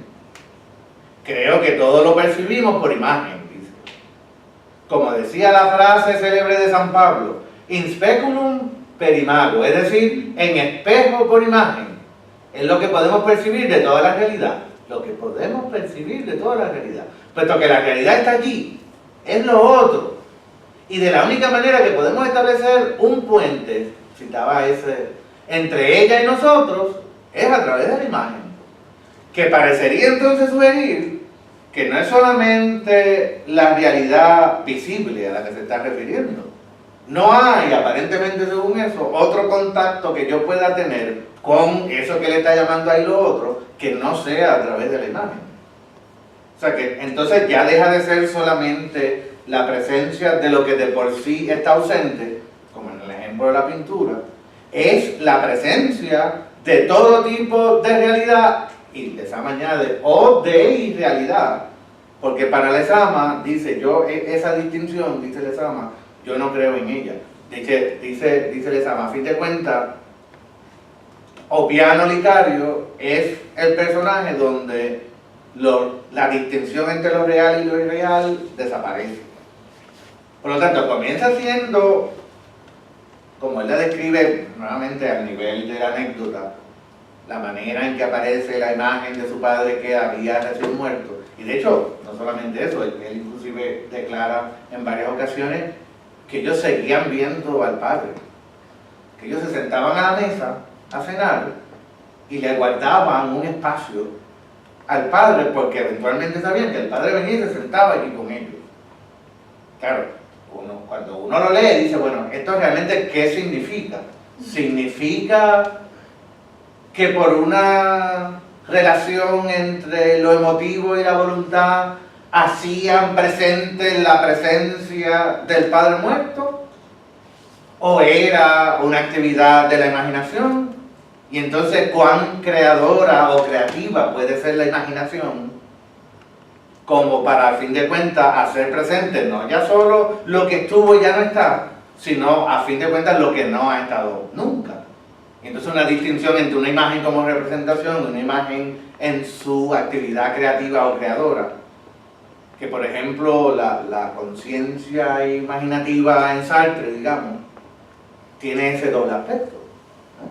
La presencia de lo que está ausente, pero que hay un referente específico, pero también la posibilidad de crear unas imágenes a las cuales no le corresponde ningún referente fuera de la actividad de pensamiento. Y dice, esa segunda es la que atrapa en última instancia, por ejemplo, a lo que él llama el artista. Claro, visto desde la perspectiva, digamos, psicológica, pues hasta qué punto también llega a preguntarle en otro texto, lo que sucede en la locura es el no poder distinguir cuáles imágenes son producto de ese referente que ya no está y cuáles imágenes no son producto y entonces son pura creación. Claro, eso supuestamente cuando uno está, digamos, mentalmente, no me gusta la expresión, pero lo vamos a usar porque es clara, en sus cabales uno tendría que poder establecer esa diferenciación. Entonces, ¿en qué momento comienza a ocurrir que en mi actividad mental yo no puedo establecer esa distinción? Yo he estado muy cercano a personas con condiciones mentales que ven cosas, las ven. Se acostados en la cama que me dicen, estoy viendo esto. Me lo describen. Y lo veía en la pared. Lo describía. Entonces, claro, para mí, pues son imágenes totalmente de esas que Sartre llamaría creados, que no corresponden a unos referentes, a menos que entonces uno diga, bueno, ¿cuál es el referente ahí que pudiese ser no un referente externo, sino un referente interno? ¿Hasta qué punto las mismas ideas en sí mismas podrían ser causa entonces de un proceso imaginativo al punto de verlo en imágenes? Que las relaciones de concepto y la imagen también es un punto interesante que hay que tocar ahí, porque yo recuerdo, por ejemplo, siendo profesor de estética en artes plásticas, a mí me pasó lo siguiente. Hubo unos estudiantes que me pidieron que si ellos podían contestar el examen con dibujos, no con palabras. Entonces me decían, yo lo veo, yo lo puedo ver, no lo puedo escribir. Claro, normalmente uno diría, bueno, si lo ves y no lo puedes traducir a la palabra, pues quiere decir que todavía no lo ves al punto de poderlo traducir al lenguaje. Pero no lo pensé así. Pensé en lo siguiente, estos son estudiantes de arte. Entonces yo pensaba, ¿hasta qué punto lo que en última instancia define un estudiante de arte es el pensamiento en imagen y no el pensamiento en conceptos a través de la palabra? Y de hecho le di, sabía que corría un riesgo, ¿no? Porque claro, yo no soy artista, yo lo veo en conceptos y en palabras, ahí yo no, así que yo lo veo, ¿verdad? Le di la opción, dice, ok, dibújalo. Y me asombré los dibujos que comenzaron a llegar. O sea, sí fue cierto, al menos en esa situación, que ellos lo veían, lo podían representar con un dibujo, pero no lo podían explicar con palabras. Y no era un problema, no era digamos, un defecto, por decirlo de alguna manera, de recursos lingüísticos. O sea, había pasajes también que yo perfectamente lo podían analizar, y yo hablé con la maestra, por ejemplo, que les daba, la profesora que les daba literatura, me decía, no, ellos escriben muy bien. Lo que pasa es que curiosamente cuando llegaba a cierto tipo de tema, algo pasaba, como que se transportaban de la posibilidad de expresarlo con el lenguaje a la posibilidad de explicarlo a través de una imagen. No sé si esto te ayuda en algo. Ajá. Gracias, Oscar. De nada. Voy a aprovechar la conversación entre Ariana y el profesor Oscar. De repente, escuchándote hablar de Matos Paoli, y sé que te ha interesado tanto Helderlin también, Sí. de repente asocia inmediatamente la experiencia límite de la locura, Sí. que trae esa colación a partir de esto. Entonces, estaba rememorando mi lectura reciente por Amor y Placer a Lezama, pero no soy un estudioso de Lezama como en tu caso, entonces son dos preguntas, una o comentarios para hablar.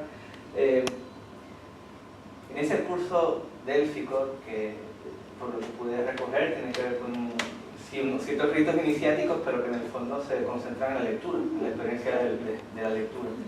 Pero la lectura mueve todo, incluso adherencia ágrafa, todo está ahí. No recuerdo, y aquí abierto a que me diga, Raúl, no has visto esto y esto. No podría reconocer inmediatamente en ese curso délfico lezamiano las experiencias límites, y un poco, por ejemplo, la locura. Quizás, como siempre hay un verbo que reverbera por todas partes, de repente si quiero retrotraerme a situaciones límites, sí nacimiento, sí la casi muerte del niño ahogado, la falta de respiración, pero parece que se desdibujaran ciertas experiencias que no sé si en tu esquema pueden ser a nivel existencial, se van desdibujando con un logos que es más grande, más impersonal, quizás más místico. Entonces, ¿dónde queda la locura si tiene lugar alguno en Lezama? Pensado como situación límite, Sí. que también podríamos pensar otras situaciones límites, pero aprovecho la locura porque lo asemejas con Matos Paoli. Y la segunda pregunta, comentario, y como también soy lector y amante de los libros, imagino la emoción de bueno, y aquí tenemos libros de Matos Paoli, que están por ahí. Entre todos esos libros se me ocurre preguntarte a un montón de personas si leyó o no leyó, pero ¿has podido, sabes, has visto, está identificado la lectura de Lezama, por ejemplo, más allá de que fue amiga, maestra, la lectura de vida, pensamiento y poesía en la vida española? Porque es que hay epígrafes ahí que son la poesía y la historia, hay epígrafes que son personas, nos vienes contando, donde lo cubano, pues no es lo cubano, es lo español, y trata de hacer sentido histórico a través de Jorge Manríquez, de Pérez Galdós, entonces con un tema muy parecido. Entonces, digamos, si te pregunto, ¿dónde está la locura en tu reflexión? Si hay espacio en Lezama, la segunda sería, ¿hasta qué punto has integrado ese esfuerzo de María Zambrano, Sí. de una razón poética en lo que trae esa colación, y cuán fuerte puede ser y cuán ilustrativo puede ser para entender ese mundo desbordante de Lezama? Sí, sí. Gracias. Mira, la segunda pregunta es más fácil de contestar. Lezama tiene unas relaciones muy estrechas con la Sociedad Cubana de Filosofía, ¿no? Y a través de la Sociedad Cubana de Filosofía, y claro, como tú bien señalas, la presencia y su amistad con María Zambrano, hay un volumen de cartas entre Lezama y Zambrano que yo recientemente he escrito. Claro, tengo que sumergirme ahí ahora porque obviamente tiene mucho que ver con, ¿cómo era que se llamaba la revista de Ortega? Que también era la editorial. Con la revista de Occidente, que era posiblemente lo que, contrario a lo que la gente piensa cuando leía Lezama, no podía leer, por ejemplo, en francés o en alemán, no era su costumbre. Lo podía hacer, pero con mucha dificultad. Y entonces la sociedad le va proveyendo a Lezama toda la revista y las publicaciones. Así que claro, ¿qué específicamente lee Lezama a través de ese contacto? Pues claro, eso yo no lo tengo detallado. Sí hay, evidentemente, una discusión, o sea, al mismo momento en que Lezama toma esa relación de Juan Ramón para construir lo de la teología insular, hay también unos escritos de María Zambrano que están incluidos en Origen, donde también habla de esa apertura poética al ser, por llamarlo de alguna manera, ¿no? O sea que sí hay esa relación en Lezama. Claro, hay unos números específicos donde habría que, yo podría especificarte, no ahora porque no lo tengo, pero especificarte en cuáles números de la revista aparecen esos ensayos de María Zambrano y los números en la revista donde entonces de hecho aparecen unos comentarios de Lezama a esas recomendaciones de María Zambrano. Yo no sé si todavía existirá, no sé en qué estatus habrá quedado en la biblioteca. En la sala Juan Ramón se conservaba una edición facsímil de todos los números de la revista Origen. Yo no sé si está eso ahí todavía, pero se consigue, en el caso, claro, de que uno quisiera, yo no le he comprado, es carísimo. Hay una edición facsimilar de todos los números de la revista. Entonces, eso es algo que también tengo que conseguir y verlo con cuidado, ¿verdad? Cuando era alumno estaban ahí, estaban a disposición, hace tiempo no. Sí, sí. Estaban ahí a disposición. Aquí tú dices, en el seminario. En la Lázaro. Que es, Por eso, sí, estaban. no en la sala Juan Ramón, no, por referencia. Ah, mira. No. Hay que pasear a ver si con tantos cambios. Sí, habrá que ver ahora. Bueno, si sustituyeron la temporada de huracanes y claro, ¿qué acceso? Yo no sé exactamente, yo no he entrado a la biblioteca después que abrió, así que no sé exactamente en qué condición estará. Ahora, sí es una puerta que, como tú bien dices, esa relación filosofía-poesía en María Zambrano es algo que al menos uno podría asegurar que María Zambrano y Lezama conversaron extensamente sobre eso, ¿no? O sea, sobre eso yo no tengo la menor duda. La otra pregunta, la respuesta es, yo no lo he visto como locura. O sea, como el concepto, o sea, como Lezama refiriéndose a situaciones límites, como tú bien señalas, pero claro, yo no creo que haya ni siquiera que buscar el concepto. O sea, evidentemente cuando Lezama describe, por ejemplo, Lezama, a alguien le pregunta cuáles son las que él entendería que resultan ser los momentos más importantes en su vida. Y claro, está la muerte de su padre, evidentemente también está la muerte de su madre. Y la muerte de su madre, como tú bien dices, también llega a convertirse en una experiencia que le desdibuja, como tú era el concepto que tú decías, que me gusta mucho el concepto, la realidad lezamiana. O sea, Lezama dice, inclusive, completar Paradiso. Tampoco se puede pensar que la madre le pide, tienes que narrar la historia de la familia, porque ya mucho antes de esa situación pues ya habían aparecido los primeros capítulos de Paradiso en la revista. Pero él dice impulsarse a completar la edición de Paradiso. La madre muere en el 64, Paradiso aparece entonces en el 66. Precisamente a insistencia de la muerte de la madre. A insistencia también de la muerte de la madre es que viene el matrimonio de Lezama con María Luisa Bautista, ¿verdad? Que a fin de cuentas casi es una especie de imposición de la madre en términos de que, de hecho, ella se lo pronuncia directamente según palabras de Luisa. Es bueno que se case María Bautista con él, porque si no va a terminar en una casa de huéspedes recogido, todo el mundo burlándose de él. Así que un poco, casi no puedo decir que contrata, o sea, habla con María Luisa para que se convierta en una especie de esposa, madre de Lezama. Y esos últimos, claro, son los últimos años, o sea, son precisamente eso, 10 años prácticamente, donde Lezama entonces está, aparte de eso, de la muerte de la madre, pues la situación con el Ministerio de Cultura, etcétera, con el cual tuvo muchísimos problemas también, por su homosexualismo, ¿no? Inicialmente, bueno, eso no nos vayamos por ahí porque es otra historia larga de contar, ¿no? Pero sí yo pensaría que la manera en que describe, pues por ejemplo, eso de notar que unos jacks caen de una manera que reproduce o replica la imagen del padre muerto, ¿verdad? O esta otra idea de la insistencia de la madre, porque ella dice que inclusive lo empujaba a que completase la novela.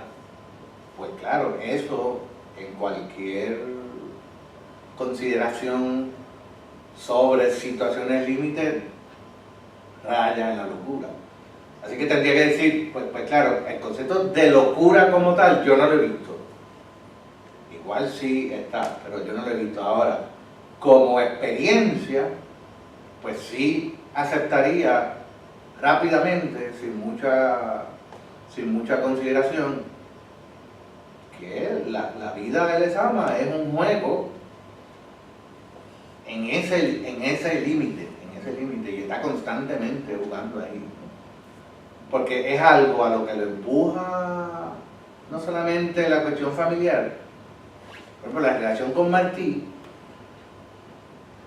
es también una situación alucinante, ¿no? O sea, la abuela de Lezama, pues que están de hecho en Florida, han conocido a Martí y contaban de cómo Martí venía a la casa y era amigo de la familia, etcétera, etcétera. Claro, el momento, dice Eloísa, en que Lezama se paraba frente al espejo de memoria pronunciar el discurso de Martí, Eloísa dice, lo que impresionaba no era tanto que se lo supiera de memoria, porque eso, los cubanos de su época era algo bastante común. Era que él por decirlo, se transportaba o se transformaba. Transiaba. O sea, no era, yo me sé el discurso de Martí y lo digo, es frente al espejo, él representaba a Martí. Era lo que hacía realmente cuando uno ve la descripción que hace Eloísa de ese evento, ¿no? O sea, que ahora pues que tú lo planteas, pues sí, yo tendría que decir, mira, para efectos de la mirada más cotidiana, digamos, ¿no? Pues sí, Lezama vive en ese margen, pienso yo, entre lo real y lo irreal, y en muchas ocasiones ni siquiera logra, pienso yo como pensaría Sartre, no logra distinguir en ocasiones lo uno de lo otro. Claro, yo no quiero que se vayan aquí con la idea de que Lezama estaba loco, ¿no? En el sentido, ¿no? Ahora sí hay un manejo de lo que podríamos llamar la función creativa de la imagen, que es, sin lugar a duda, yo llamaría un primer estado quizás de estar viviendo, no en el lado de la locura, pero sí en el lado de la línea que separa. Y claro, en el caso de Don Paco, los que alguna vez hablaron con Don Paco, uno tenía que, en un momento dado, como si uno quería conservar, yo no digo conservar la cordura, pero poder hilvanar algo de lo que él estaba diciendo, o sea, Don Paco comenzaba a hablar. Y me acuerdo inclusive la última imagen que recuerdo, ¿no? Él hacía como así, levantaba las manos, entonces, de hecho ambas manos. Y la última imagen que tengo de Don Paco es cuando creo que le dieron el doctorado honoris causa aquí, hubo que retirarlo del podio. O sea, cuando dice, pues diga unas palabras, lo vi también en Sagrado Corazón, en una semana de la lengua, llevaron a Don Paco, Marisol siempre iba, la hija, siempre iba con él, y era siempre esa situación, o sea, Don Paco, tú le hacías una pregunta, y de repente Marisol tenía que pararse, y era como algo que ya habían como acordado. Marisol se paraba y se le paraba al lado, y era como la señal de, ok papi, ya contestaste, vamos a la siguiente pregunta. O sea, era ese tipo de cosas. Y claro, cuando uno lee las entrevistas, Lezama era así. O sea, Lezama de hecho, por ejemplo, era famosa unas tertulias que el mismo Lezama había construido en una librería, ¿cómo era que se llamaba? Victoria, creo que se llamaba la librería, en la trastienda.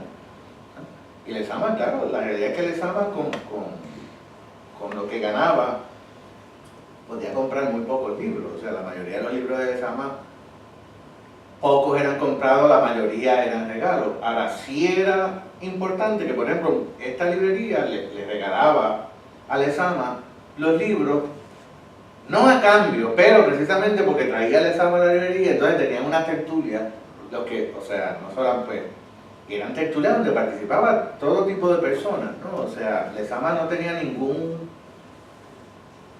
criterio de exclusión, por decirlo de alguna manera, o sea, participaba, pues, qué sé yo, como el padre Gastelu, que después va a estar con él en Orígenes, como otras personas que yo ni siquiera sé exactamente quiénes son, que supongo, pues claro, como no son del mundo literario, pues uno no lo reconoce. Pero claro, lo que todos decían era esta capacidad que tenía Lezama de combinar en su conversación niveles casi místicos de discurso con las habanerías o cubanidades más cotidianas. ¿Sabes? Y todo el mundo siempre señalaba, en Lezama pasaba eso. ¿No? O sea, podía estar este tiempo hablando y subiendo y bajando, que es una cosa que realmente no es, bueno, para mí no es tan fácil, ¿verdad? Pero decía, y claro, lo que decía Lezama cuando se sentaban a la mesa, ¿no? que también de leyenda, decía, no, a mí me gusta el buen comer cuando viene acompañada de la inteligencia, decía Lezama. O sea, no es el buen comer por el buen comer. O sea, Lezama es un hablador, ¿verdad? Y claro, la preocupación de la madre fue precisamente eso. O sea, este se va a quedar solo aquí. Él es siempre fue muy tímido a pesar de lo que parecería. No era como de ir a la calle a buscar amistades, etcétera, etcétera. No era ese tipo de persona. Y entonces, claro, de nuevo, es que no estamos desviando a la pregunta de si aparece o no en Lezama la situación límite descrita como locura. Mi respuesta es, yo no lo he visto. Pero claro, ahora que tú lo planteas, lo voy a buscar. Porque de hecho hay, a ver si me acuerdo, no me voy a acordar de autor, pero te lo puedo conseguir hoy mismo. Hay un libro, tiene 4 volúmenes, que es como un glosario lezamiano. El libro yo no lo he visto. Está publicado en España, para las publicaciones que se hicieron cuando el centenario, 2010. Ese libro debe haber salido como en el 2012. Que es así, claro, algo que típicamente se hace en estudio literario, como... De hecho, hay uno no tan bueno que es un glosario sobre Foucault. Bueno, lo que pasa es que está muy incompleto. Encontré yo cuando lo miré, pero es algo así. Que entonces va cogiendo los conceptos claves, ¿no? Y va identificando dónde aparecen y cómo los utiliza en ese contexto, etcétera, etcétera. Eso yo lamentablemente hasta ahora no he visto. Estoy esperando porque de hecho está en las librerías en línea, pero aparece agotado por todos lugares, ¿no? Por lo menos la última vez que miré, que sería hace tal vez como 2 o 3 semanas atrás, aparecía como agotado, o sea que no se conseguía. Y cuando lo vi, pues es esta reventa, gente que lo tiene y pues está carísimo. Porque claro, esta reventa pues estaba como $600, $800, yo posiblemente antes lo hubiese comprado, pero en este momento no puedo. Pero de nuevo, locura per se no es un concepto que Lezama utilice. Aunque la experiencia en sí misma,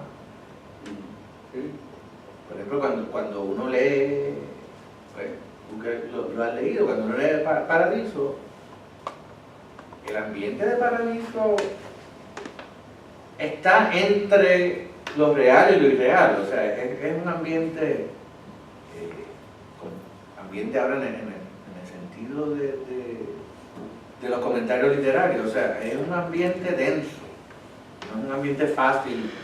Yo creo que la novela realmente ha sido difícil, no tanto por los conceptos, más por el ambiente. Cuando esas primeras escenas, inclusive, cuando yo lo leí por primera vez, me repelen. Tal vez, ahora de nuevo, que de hecho, para que tú veas cómo un poco también funciona la imagen en Lezama. Yo recuerdo mi primera conexión entre Lezama y Don Paco no fue conceptual, fue una imagen. En algún lugar leo que Lezama escribía a mano, no escribía a máquina. Y entonces se lo pasaban. Al final de su vida él escribió a mano y María Bautista le pasaba a la esposa. Yo no sé si ustedes han visto una foto, que es una maravilla de foto, que está Isabelita Freire sentada en la maquinilla, ¿verdad?, pasando lo que uno supone que sea los textos que don Paco escribía, que escribía a borbotones. Y entonces aparece al fondo, como en una puerta, don Paco de pie, con este gesto, mirando a Isabelita sentado en la maquinilla. Y yo recuerdo que cuando yo leo en algunas de estas entrevistas que Lezama no escribía a máquina, sino que se lo pasaban, automáticamente vino a mi mente esa foto, que fue una foto que yo pues he conservado con mucho cuidado, que es otra, nuevamente, cómo funciona a fin de cuentas las conexiones de esas imágenes. Como yo tuve el privilegio de estudiar en la escuela que Isabelita tenía, ¿verdad?, que era la escuela 8, y no solamente eso, o sea, la tuve de maestra, ¿verdad?, y después, muchos años después, ya muerto don Paco, me la encontré en una actividad donde ella estaba acompañando, venía con Marisol y venía con José Ferrer Canales, que era también muy amigo de la familia. No sé si era, yo creo que fue cuando el doctorado honoris causa en Sagrado Corazón a don Pepe Ferrer Canales. Y recuerdo que entonces cuando yo le digo a ella, claro, ella no me reconoció, porque yo le dije, no, yo no sé si usted se acuerda, claro, esa es la parte, yo sé que no se acordaba. Yo estudié en Monstruos, me mira así, y le dice a Marisol, porque Isabelita era una persona muy especial. La gente, todo el mundo habla de don Paco y se habla muy poco de Isabelita. Isabelita todavía hay que rescatarla, yo creo que del olvido. Me mira así y me dice, mira, le dice a Marisol, este es otro Ostosiano. Entonces, claro, ahí nos sentamos a hablar. Entonces, sí, de nuevo me doy cuenta, o sea, que por ejemplo, esa presencia de don Paco en la vida de esa familia era tan fuerte como esa presencia del padre de Lezama. O sea, que la conexión a mí se me fue dando, ni siquiera conceptualmente. Fue por una secuencia de imágenes, ¿no? Y claro, obviamente yo no ni remotamente quiero decir que funciona de la misma manera. Ahora, de nuevo, yo creo que esas son presencias que están en ese horizonte que tú dices, ¿no? Son como unas conexiones que uno empieza a establecer. De hecho, Lezama criticaba muchísimo a los surrealistas, no le gustaban los surrealistas.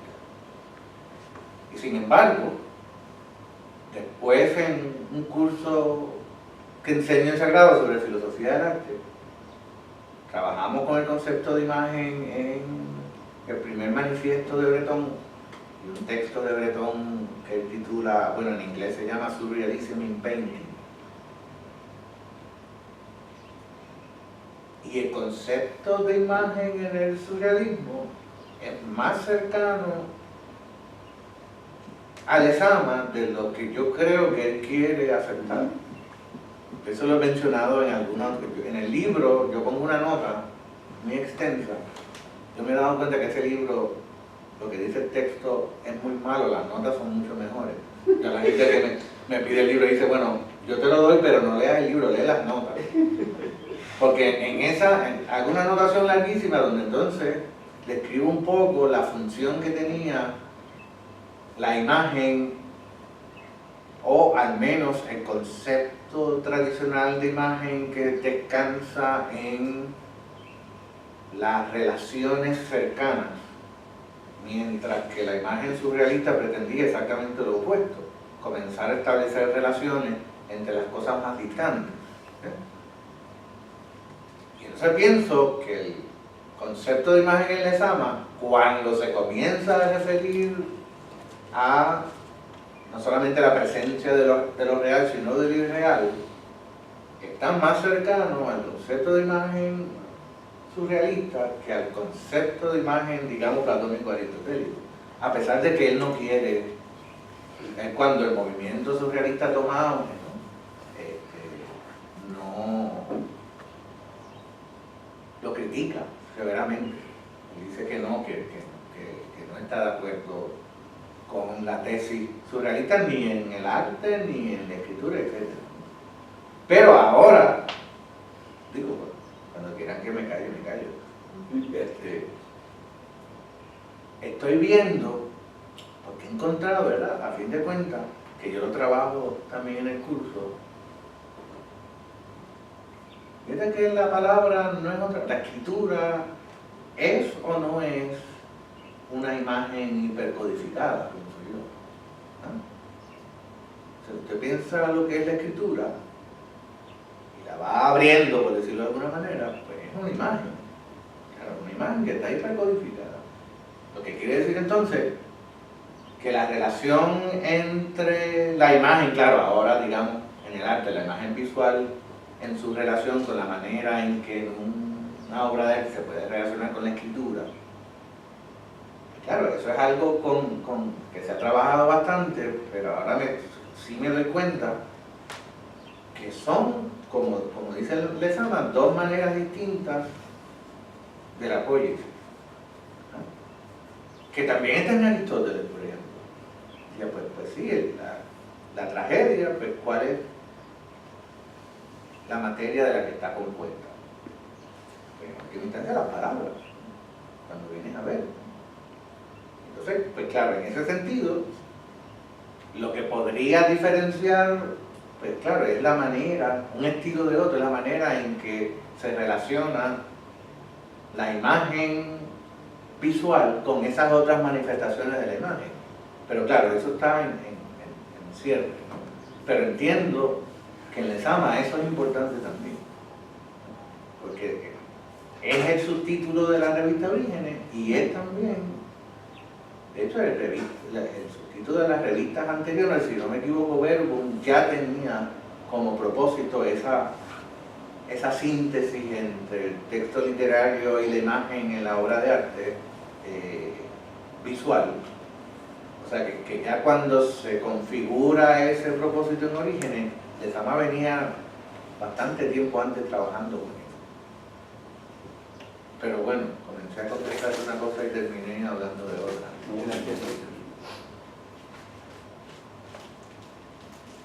No sé si haya algo más. Estamos cansados. Yo también. Ahora Lezama nos invitaría a un ágape, pero yo no puedo invitar. Pero nada, gracias por estar. Obviamente es una cosa que a mí me apasiona hace un tiempo. Yo, de hecho, venía pensando en estos días que he estado revisando este texto, pues que tengo, sí, los suficientes textos sobre Lezama para sentarme a revisarlos y recogerlos, ¿verdad? En una antología, claro, son temas muy disímiles, aunque claro, no es, a pesar de lo disímil, no son textos difíciles de hilvanar, ¿no? Porque obviamente se repite mucho la temática. Así que me he propuesto como decía aquella frase de Descartes, ahora que he llegado al final de mi... Dice, ¿verdad? Las meditaciones, comienza las meditaciones diciendo, cuando uno ha llegado al final de su vida es el momento apropiado, claro, lo estoy parafraseando, de uno coger todo eso, entonces finalmente cuestionarse estas primeras líneas de la meditación que para mí son maravillosas. No es en la vida. Pero es eso, como que hago. Pero entonces no sería duda, sería reunir. Bueno, reunir con cierta duda. Yo confieso que esto, yo lo revisé ayer por última vez y ahora leo cosas ahí con las que yo no estoy de acuerdo ya, de ayer a hoy. Yo tengo ese problema, yo no... Pues no será muy crítico. Sí, pero no tanto.